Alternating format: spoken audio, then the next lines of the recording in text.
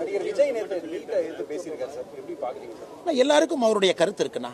அவருக்கு அவருடைய கருத்து சுதந்திரம். அரசியலுக்கு வர்றாங்க, மக்கள் முன்னாடி நடிகர் விஜய் அவர்கள் அவருடைய கருத்தை வைக்கட்டும். ஒன்றிய அரசு வரேண்ணா, அதுக்கு ரெண்டாவது வரேங்கண்ணா. ஸோ நீட்ட தேவை பொறுத்தவரை அவருடைய கருத்து என்ன இருக்கோ அது சொல்லட்டும். அது உதாரணத்துக்கு தேசிய ஜனநாயக கூட்டணிக்குள் இருக்கக்கூடிய பாட்டாளி மக்கள் கட்சிக்கும் நீட்டை பற்றி மாற்று கருத்து இருக்கு. அது ஒரு ஆரோக்கியமான அரசியல்ல எல்லா கருத்துக்களும் இருக்கட்டும், அதை பத்தி பிரச்சனை இல்லை. அதே நேரத்தில் பாரதிய ஜனதா கட்சி நீட்டினுடைய எங்களுடைய ஆதரவு இன்னும் வலிமையாக நாங்கள் வைத்திருக்கின்றோம். காரணம் ஸ்டாட்டிஸ்டிக்ஸ் நம்பர். நீட்டில் யாரெல்லாம் பாஸ் ஆகிருக்கிறாங்க, எத்தனை பேர் போயிருக்கிறாங்க நீங்க பார்த்தீங்கன்னா நம்பர் பொய் சொல்ல போறது இல்லை. ஆனால் நாங்கள் ஆதாரத்தின் அடிப்படையில் நீட்டை சப்போர்ட் பண்றோம். ஆதாரத்தின் அடிப்படையில் நீட் யாருக்கும் எதிரானது இல்லை என்பது 2016 ஒரு ஆண்டும் கூட புரிவாது. 2000 இந்த வருஷம் எடுத்துக்கங்க, 59% pass mark, highest pass percentage இந்த last 5 years. All India toppers தமிழ்நாட்டிலிருந்து. போன ஆண்டை போல இந்த ஆண்டும் அதிகமாக நீட்டு மாணவர்கள் அரசு பள்ளியிலிருந்து அரசு மருத்துவக் கல்லூரிக்கு போக போறாங்க. நாங்கள் திரும்ப திரும்ப கேட்கறது, இன்னைக்கு சட்டப்பேரவையில் 2-3 முறை திராவிட முன்னேற்ற கழகத்தினுடைய அரசு நீட்டை எதிர்த்து தீர்மானம் கொண்டு வந்திருக்காங்க. ஒரு வெள்ளை அறிக்கை கொண்டு வர்றதுக்கு என்ன பிரச்சனை தான் நாங்கள் கேட்கிறோம். தீர்மானம் கொண்டு வரும் பொழுதே நீட்டுக்கு 10 ஆண்டுகள் முன்பு, நீட்டு வருவதற்கு 10 ஆண்டுகள் முன்பு எத்தனை பேர் அரசு மருத்துவக் கல்லூரிக்கு தனியார் மருத்துவக் கல்லூரிக்கு போனாங்க, யாரு, ஒரு டேட்டா. நீட் வந்த பிறகு எத்தனை பேர் போனாங்க. நீட் 2016 கிட்டத்தட்ட உங்களுக்கு 15-16 பார்த்தீங்கன்னா 10 வருஷம் ஆயிடுச்சுங்கண்ணா. ஸோ இந்த 10 ஆண்டுகளுக்கான டேட்டா, இதுக்கு முன்பு 10 ஆண்டுகளுக்கான டேட்டா கொடுத்தா பிரச்சனை முடிஞ்சுதேனா? இல்லைங்க, இங்க பாருங்க, டேட்டாவை பாருங்க, நீட் வந்த பிறகு சரியில்லை, ஓபிசி சமுதாயம் போல, எஸ்சி எஸ்டி சமுதாயம் போல, பிற்படுத்தப்பட்ட மக்கள் போகல, பழங்குடியின மக்கள் போல அப்படின்னு கொண்டு வாங்க. இல்லை, அந்த டேட்டா நமக்கு இருக்கு. இல்லை, இதை மாநில அரசு டேட்டாவே கொடுக்காம வண்டி ஓட்டிட்டு இருக்காங்க. அதனால ஒரு அரசியல் கட்சி தலைவர்கள் தங்களுடைய சொந்த கருத்தை, தங்களுடைய கருத்தை சொல்லும் முன்பு எப்பவுமே ஒரு சயின்டிபிக் பேசிஸ்ல ஒரு கருத்து சொன்னாங்க அப்படின்னாங்கன்னா அந்த அரசியல் நிலைத்திருக்கும்.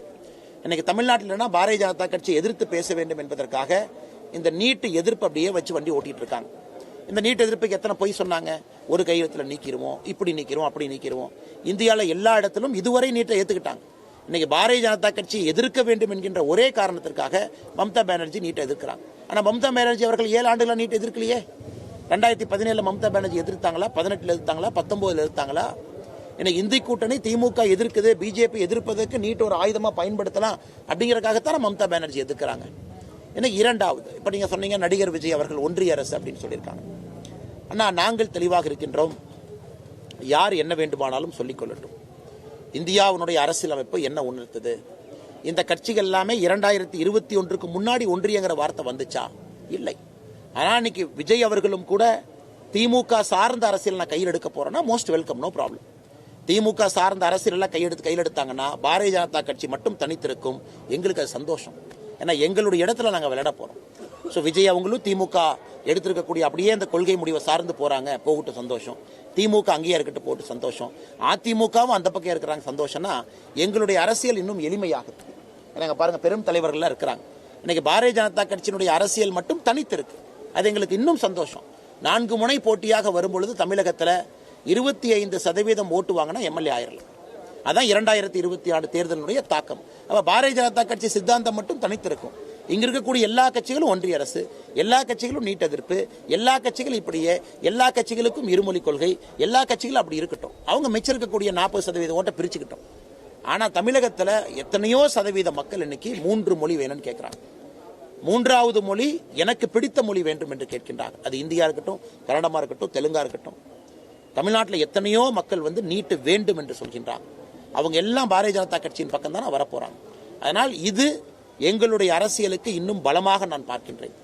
விஜய் அவர்களாக இருக்கட்டும், தொடர்ந்து திமுக சார்ந்த கொள்கையை அவர்கள் எடுக்க தமிழகத்தில் பாரதிய ஜனதா கட்சிக்கு உட்பட்ட எங்களுடைய வாக்கு, எங்களுடைய அங்கீகாரம் இருக்கக்கூடிய மக்களுடைய எங்கள் மேல் வைக்கக்கூடிய நம்பிக்கை எங்களுக்கு அது ஆதரவாக வந்துகிட்டு தான் இருக்கும்.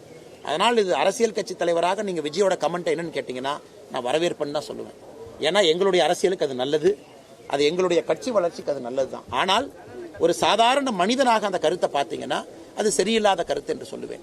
இன்னும் கொஞ்சம் சயின்டிபிக் டேட்டாவை பார்த்து அவங்க சொன்னாங்கன்னா, பேசினாங்கன்னா சிறப்பாக இருக்கும் என்பது எங்களுடைய கருத்துங்கண்ணா.